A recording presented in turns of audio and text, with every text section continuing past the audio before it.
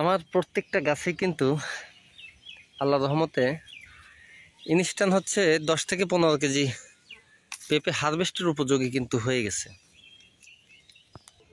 Maximum গাছই, যতগুলো গাছ আপনাদেরকে দেখাবো প্রত্যেকটা গাছেই। তবে আমার এই গাছের কিন্তু পেঁপের ফলগুলো সেট হয়েছে একটু উপর থেকে, দেখতে পাচ্ছেন ম্যাক্সিমাম 4 থেকে 4.5 ফিট উপর থেকে ফল সেট হয়েছে। আসসালামু আলাইকুম, আমি মোহাম্মদ রকন মণ্ডল। আমি বরাবরের মতো প্রত্যেক বছরই পেঁপে নিয়ে কাজ করি। তো বেশি পরিসরে করি না, যদিও 20 শতক থেকে 1 বিঘা মতো এইরকমভাবে আমি পেঁপে চাষ করি প্রত্যেক বছরই। তো এই বছর হচ্ছে আমি 15 শতক জায়গার উপরে পেঁপে চাষ করেছি। তো পেঁপেটা হচ্ছে আমি চাষ করেছিলাম অগ্রহায়ণ মাসের আগে। অগ্রহায়ণ মাসে আমার মূল জমিতে চারা মোটামুটি লাগানো শেষ। এমন পরিবেশে আমি প্রত্যেক বছরই চাষ করি, যাতে আমি বৈশাখ বা জ্যৈষ্ঠ মাস থেকে পেঁপেগুলি হারভেস্ট করতে পারি। তো আমার পিছনে যে গাছগুলি দেখতে পাচ্ছেন, এই গাছগুলি হচ্ছে মূলত আমি যে টার্গেট করেছিলাম, তো সেই টার্গেট কিন্তু এখন হয়নি। তো এটা হচ্ছে জ্যৈষ্ঠ মাসে আজকে 6 বা 7 তারিখ। তো আমার এই গাছটা দেখতে পাচ্ছেন যে নিচ থেকে হাইব্রিড জাত কিন্তু মূলত নিচ থেকে ধরে। তো আমার এই জাতটা কিন্তু নিচ থেকে না ধরে ম্যাক্সিমাম 4 ফিট উপর থেকে ধরছে। তো দর্শক, প্রথমেই হচ্ছে আমি আমার গাছের ফলগুলি আপনাদেরকে দেখাবো এবং হচ্ছে ফলগুলি সম্পর্কে একটু ধারণা দেওয়ার চেষ্টা করব।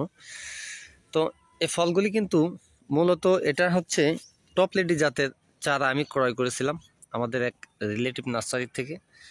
তো এই টপ লেডি চারা চাষ করার পরে এটা কিন্তু হাইব্রিড, সুপ্রিম সিডের হেরা কোম্পানির আর কি হাইব্রিড পেঁপে টপ লেডি। তো এই টপ লেডিটা রোপণ করার পরে ম্যাক্সিমাম 4 থেকে 5 মাসের মধ্যে এটা কাঁচা পেঁপে হারভেস্ট করার উপযোগী হয়ে যায়। যদি এটা শীতের আগে আমি করেছিলাম, যে শীতের আগে আমার গাছটা বড় হয়ে গেলে তারপর হচ্ছে শীত পার হলে আমার গাছে ফল সেটিং হবে। তো গাছটা কিন্তু যখন মাটি থেকে 2 হাত পর্যন্ত 3 ফিট সাইজ ছিল, এই পর্যন্ত ছিল, তখন থেকে আমার ফলের কড়ি আসে, কিন্তু কোনো কড়ি হচ্ছে আমি টেকাতে পারি নাই। তো টেকাতে না পারার কারণে হচ্ছে আমার এই গাছের পেঁপের ফল সেট হয় যে উপর থেকে। তো যাই হোক, এটা সম্ভবত বীজের গুণগত মানের অবস্থার কারণে সম্ভবত এরকম, হয়তো বা পরিচর্যার কারণে হইতে পারে।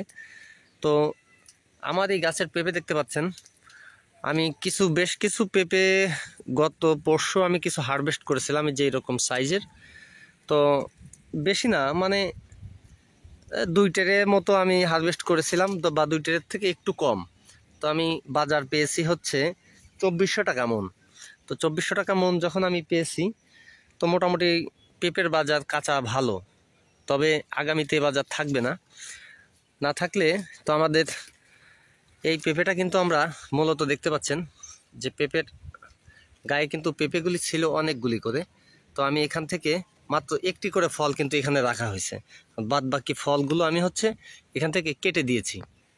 আপনাদের যদি দেখাই যে এখানে 2টি ফল, তো এই যে এই ফলটি যদি আমি এইভাবে ভেঙে দেই, তবে ভেঙে দিলে কিন্তু আমার এই 2টি ফলের খাদ্য এখন হচ্ছে আমার এই বড় ফলটি এটা পাবে। এটা পেলে তো তারপর হচ্ছে আমার এই গাছের ফলগুলি প্রত্যেকটি ফল সুন্দরভাবে বেড়ে উঠবে, এবং গাছে যখন ফল ভরপুর থাকবে তখন কিন্তু গাছে প্রচুর পরিমাণের নিউট্রিশন দরকার। তো আমি এই জমিতে ঘাস মারা ওষুধ দিয়ে দিয়েছিলাম, যেহেতু শীতকালে রোপণ করা ছিল, তাই হচ্ছে মালচিং করা ছিল। তো মালচিং করার কারণে গাছের গ্রোথটা আলহামদুলিল্লাহ ঠিক ছিল। তো ঘাস মারা ওষুধ দেওয়ার পর হচ্ছে আমি এই প্রত্যেকটা ড্রেনে, দেখতে পাচ্ছেন এই প্রত্যেকটা ড্রেনে আমি হচ্ছে প্রত্যেক 20 দিন অন্তর অন্তর হচ্ছে আমি খাবার দিই।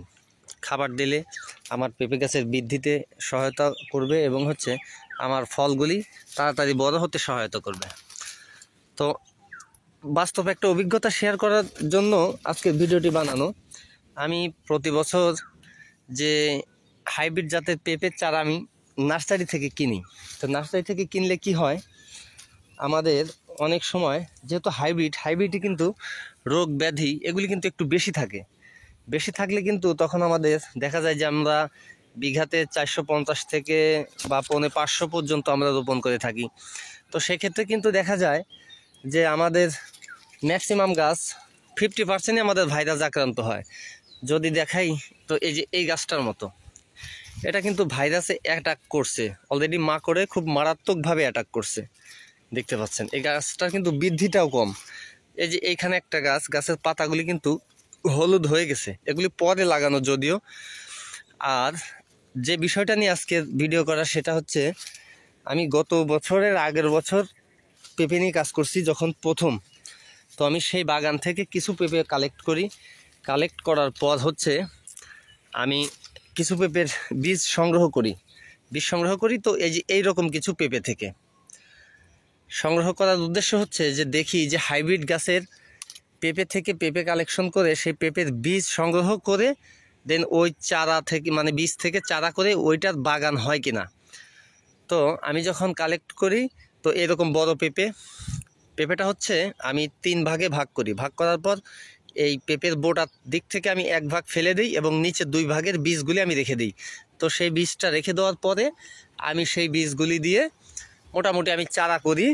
চারা করার পর এইখানে হচ্ছে আমি 3টা লাইন এইখানে লাগিয়েছিলাম, দেখতে পাচ্ছেন 3টে লাইনের গাছ আলহামদুলিল্লাহ অনেক বড়। আমি এই সমস্ত গাছ থেকে পেঁপে হারভেস্ট করেছি এবং হচ্ছে আমার এই সমস্ত গাছের পেঁপেগুলি আমি আগে থেকে বিক্রি করছি। তো আল্লাহর রহমতে কিন্তু আমার একটা গাছও পুরুষ গাছ হয় নাই। যে কয়েকটা পুরুষ গাছের আবহাওয়া পেয়েছিলাম সেগুলি কিন্তু হচ্ছে উভয়লিঙ্গ গাছ। যেমন এই গাছটা মানে পিওর মহিলা গাছ এবং এই গাছটা মহিলা গাছ। গাছের শাখা বের হয়েছে, দেখেন শাখার সাথেও কিন্তু ফল আছে। এবং এই যে এইটা পুরুষ কোয়ালিটি বের হয়েছিল, এটা দেখতে পাচ্ছেন যে এইটা পুরুষ কোয়ালিটি বের হয়েছিল, কিন্তু এটা মূলত পুরুষ না, এটা কিন্তু উভয়লিঙ্গ। এবং এই দিকে যদি আরও একটা দেখাই, এটা পুরুষের মতোই দেখতে কিন্তু এটাও কিন্তু উভয়লিঙ্গ। এইগুলি হচ্ছে আমার নিজস্ব চারা করা আর কি।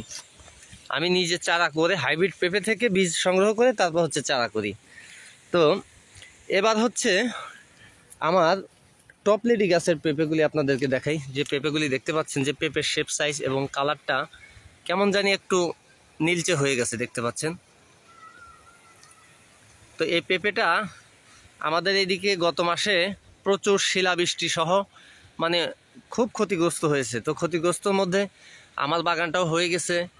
দেখতে পাচ্ছেন যে প্রত্যেকটা পেঁপেতে কিন্তু স্পট, এই যেগুলিতে স্পট, এই পেঁপেতে স্পট।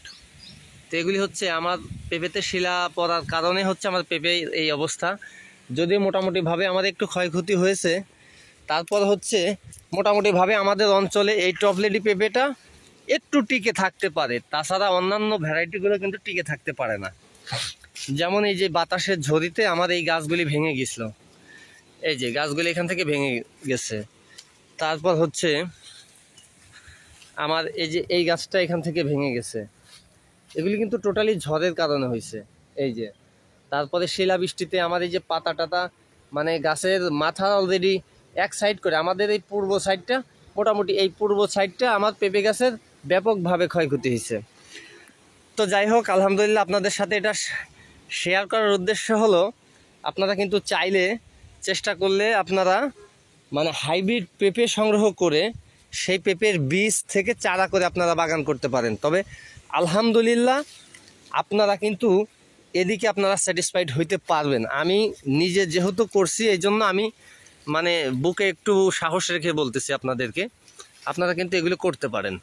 তো আমি করেছি, আমার প্রমাণসহ আপনাদেরকে দেখাইলাম যে আমার বাগানের গাছগুলো আমার চারা, কেনা চারার গাছ এবং হচ্ছে আমার নিজের হাতে দেয়া হাইব্রিড পেঁপে থেকে বীজ সংগ্রহ করা গাছ। এই যে এটা কিন্তু আমার হাইব্রিড পেঁপে থেকে বীজ সংগ্রহ করা গাছ।